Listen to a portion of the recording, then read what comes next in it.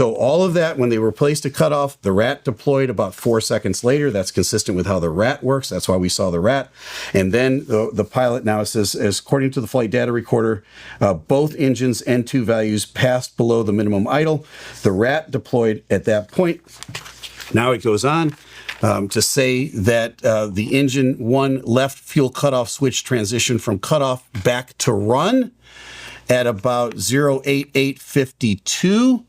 All right, and this is 10 seconds later. So 10 seconds after they were cut off, they were placed, both of them were placed back to run. I think they were placed back to run 2 seconds apart from each other. So that would be consistent with 1001, 1002. He puts the one up, looking outside, okay, grabs the other one, puts it back up. At that point, the way the airplane is designed, it's designed to introduce fuel again to the engines, but also spark. You don't have to reach up and grab those start switches anymore. It's airborne and it knows that you want those engines immediately, so it's going to give spark and ignition, and it's also going to give fuel.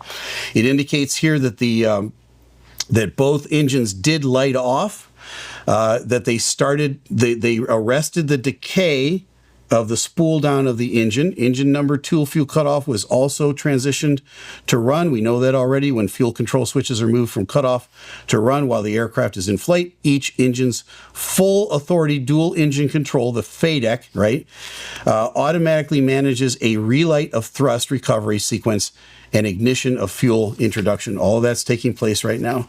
The EGT, what is that? The exhaust gas temperature. That's the one of the ways that we measure how much power is coming out of the back of the engine, was observed to be rising for both engines, indicating relight. So they both relit. That's good news at this point.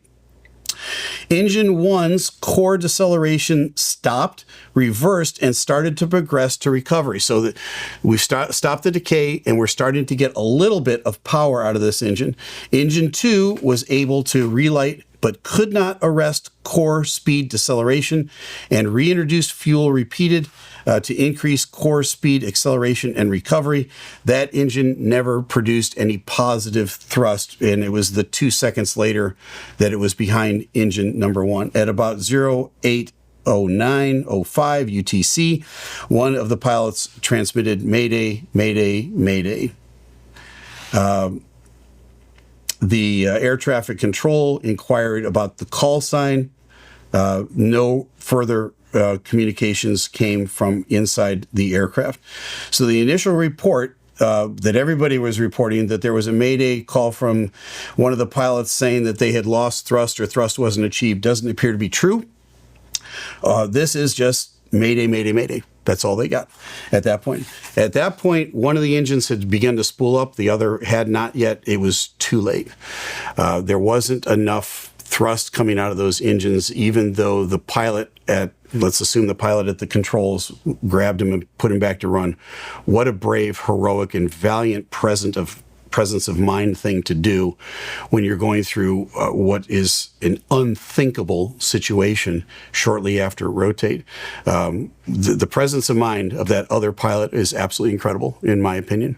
To grab those fuel control switches and put them to run was absolutely the right thing to do. If they'd had a little more altitude, they might have gotten some more power out of those engines and climbed out of it. It was too short a flight for that to happen. We know now the rest is history.